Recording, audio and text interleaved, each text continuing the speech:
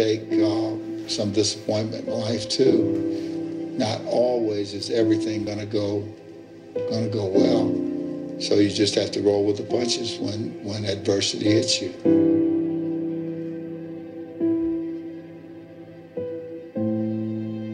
It was hard, ladies and gentlemen, and I was facing financial difficulties in my own life. I was behind on my bills and my dreams, and I'm saying to them, you can live your dream. It was hard, ladies and gentlemen.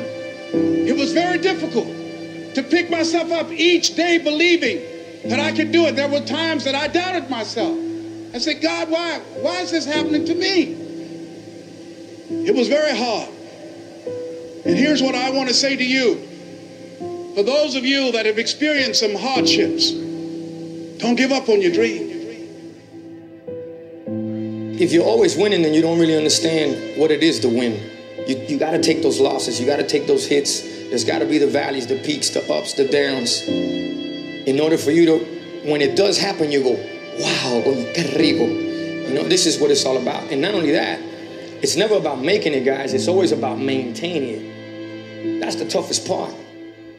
You know, and a lot of people have that. They're scared. They're scared of failure. I think people are scared. I think people lack self-esteem.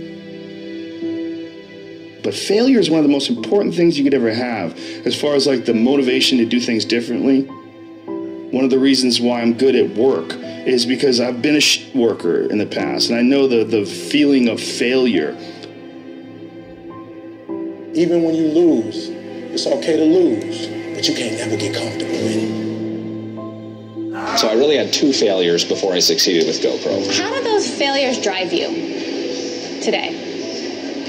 Well, at the time, they scared me, right? And failure isn't easy. It wasn't like I thought, oh, cool, I failed. And success has taught me that one of the most important things an entrepreneur can have is perseverance. The dedication, a willingness to fail, pick yourself up again, and give it another shot. Because if you don't have that, if you don't have that grit, you're going to get run over. It's the reinforcement of those goals, like understanding that you can achieve those goals. It's going to be difficult. You're going to push through the difficulty, and then you're going to understand what difficulty truly is, and how much of it is just mental, how much of it is just in your mind, this adversity to difficult task or to struggle. I failed so many times and got back up.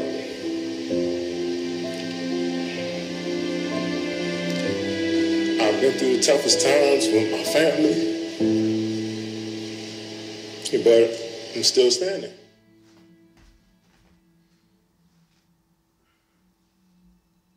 I got rejected a couple times, and then I just kept asking and asking and asking. And I remember my dad saying, just stick with it. Someday you'll have your day. And then I came back, I think, 2 years later and finally got an agent. The differential of somebody winning and losing has nothing to do with their genetics, has nothing to do with their potential. It's their perseverance, always showing up. A person that's willing to gamble. If you show up, then you have a chance. If you don't show up, the outcome's simple. Never there, like an audition. If you show up to the audition, there's a chance you might get the part. If you're too scared to show up and you sit back at home, wondering what if and everything else, no one in hell is going to call you an opportunity because you weren't present. The winners always show up. They're willing to lose in order to gain. Big mental thing there, guys. Everyone can take action. Literally, if it's that simple, if all it takes to succeed is the ability to know what you want, take action, know if it's working, and keep changing until you get what you want, how come everybody doesn't do it? You go after it and you give it all you have. If you lose, at least you tried, man. I failed. It's 10 times more of a man than someone said, what if? Because what if never went to the arena. The reason is fear. And the fear is usually fear of failure or success or rejection. But the real word I would use for this thing we're afraid of is pain. When you guys find a fear, that fear will either create you or destroy you. I love fear. And the reason why, behind every fear is a person you want to be. Fear is self-imposed, meaning it doesn't exist. You create it, you can destroy it too. It's an intangible. If you face your fears, guys, you will realize it's not that big. You face your fears, you become the person you want to be. You run from your fears, you're not living. You're alive, but you're not taking the freedom. You're not running the day. The day's running you. You always be the fucking servant, not the master, guys. If you find a fear, the quickest, the easiest way you can beat it is initially, right when it comes in. If you allow it to sit, it will grow roots and start breaking you down, destroying the potential of the person you can be. Again, the champions, guys, it's not their potential, it's not their genetics. It's their perseverance to always show up, always willing to fail, because in failure, that's part of success. Success is not, a marathon of life with just ups. Success is formulated through failures, through facing your fears, through falling down and getting back up. That's what creates the champion. Success does not define us. We define the success.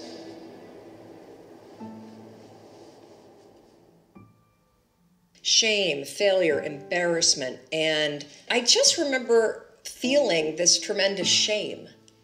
And at some point, I think we all hit that moment in life where things just are not going how you thought they would go. And what's amazing about those moments is we all respond very differently. Persevere. Nothing worthwhile is easy. No one of achievement has avoided failure, sometimes catastrophic failures. But they keep at it. They learn from mistakes. They don't quit. The second restaurant failed, and they held on to it for too long. So by the time that they closed the second restaurant, it was an $800,000 loss. And so I found myself at the age of 41, just feeling like a complete failure. I'm not done yet. All right, I got more in me. When you come up with excuses for why other people are successful and you're not, that is dangerous. We all go through hard times. We all go through depression. We all go through doubt and moments in your life where it's really difficult and you're trying to figure out what your path is going to be. It's hard as shit. But that is what makes you a person. And those difficult moments are what build your character. Every transformation always gets worse before it gets better. It's supposed to be that way. The journey you're embarking on is not an easy path. It's not for the ill-hearted or the weak-natured. It's for the strong people. And before you embark on this journey, mentally, you have to prepare yourself for it. Knowing it's going to get worse before it gets better. When you embark this journey, you must know that it's going to go down before it comes up. But when it comes up, it's going to go so much higher than you've ever been. Sacrificing today for tomorrow's betterment. You have to be equipped mentally to endure this process. Knowing what you're about to go into is step one. Knowing it's an uphill battle, but a winnable one and one that's achievable. And at the end of this race, guys, you're going to be more capable. The first step, guys, is knowing it's a tough road. But through that effort, builds the character of the person you want to be at the end.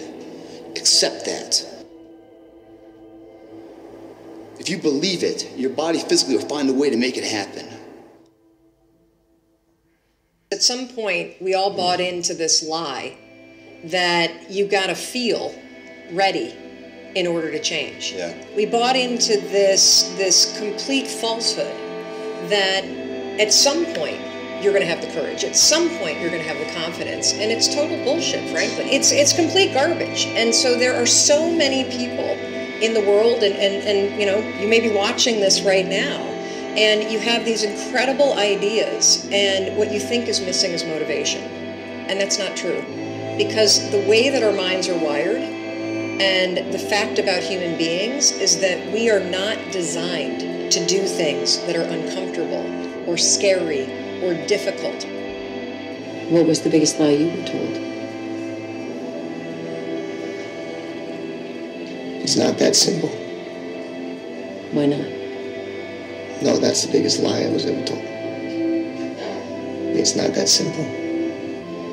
And it's a lie they tell you over and over again. What's not simple?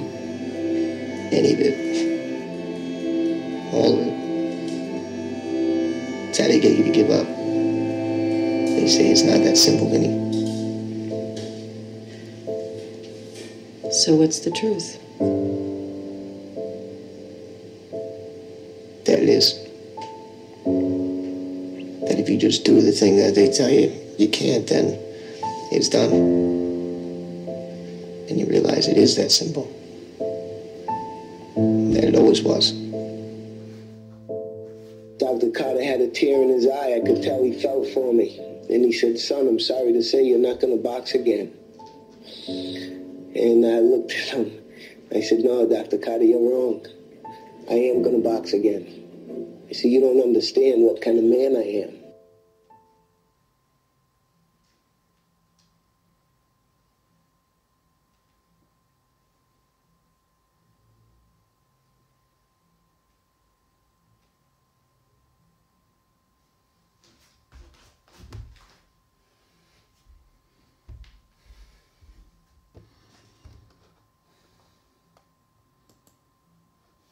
As a New Year's resolution after. The most important thing is that you have a vision, that you have a goal. Because without that vision and without that goal, again, you're drifting around and you're never going to end up anywhere. People don't become successful just by accident. You know, I mean, maybe the guy that found gold in California and started the gold rush, but don't count on that. That's a one in a lifetime kind of a situation. So you got to really have a specific goal. And to me, to have that vision that I want to be Mr. Universe, that I want to be the greatest bodybuilder of all time. That was a great vision, and that specifically to look like Reg Park and to be up there on that stage and to lift the trophy overhead and to win the championship over and over and over again. So that was a great goal. You have to have a goal. Now, it doesn't have to be that specific goal, but it has to have some goal. This is why I always recommend to people, sit down, take your time, and start thinking about, why do you want to work out? What is your goal? And that can be as crazy as it is. It could be, I want to impress girls. If that's your goal, so be it, but it motivates you. It could be that you're emulating a certain, bodybuilder or a certain football player, a certain boxer, whatever it is. Have those pictures put all over the wall like I did when I was a kid. I put pictures of Reg Park and of Sonny Liston, of boxers and of Ali and of powerlifters and weightlifters all over my bedroom, wall, so that every day when I go to sleep, every day when I wake up, I look at those pictures and they motivate me. You need that motivation, and then therefore you have this kind of imprint in front of you all the time, and you know exactly what you're chasing. People always come up to me and says, why are you smiling? You're working out 5 hours a day. You're doing the same as the other guys, but the other guys have a sour face. They're pissed off that they have to do another rep or another set or something. I looked forward to another 1,000 reps of sit-ups. I looked forward to another 500 pounds of leg press or squat. I looked forward to doing more and more curls until my arms fall off. Why? Because I knew that every rep that I did and every set that I did and more weights that I lifted, I get one step closer to turning that vision into reality. So I was turned on by that. I was excited. I couldn't wait to get to the gym.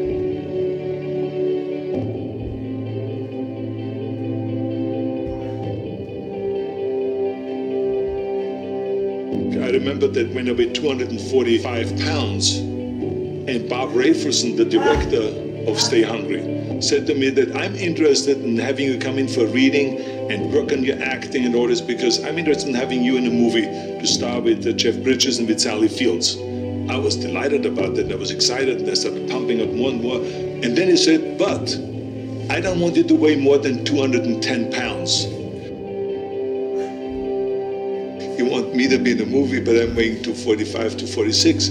I say, I just won the Olympia, I say, which was 1974, and I was really at my biggest. And but he demanded that, and he says, look, it's very simple. On the day we start shooting, he says, I'm going to put you on a scale, and if you don't make the 210,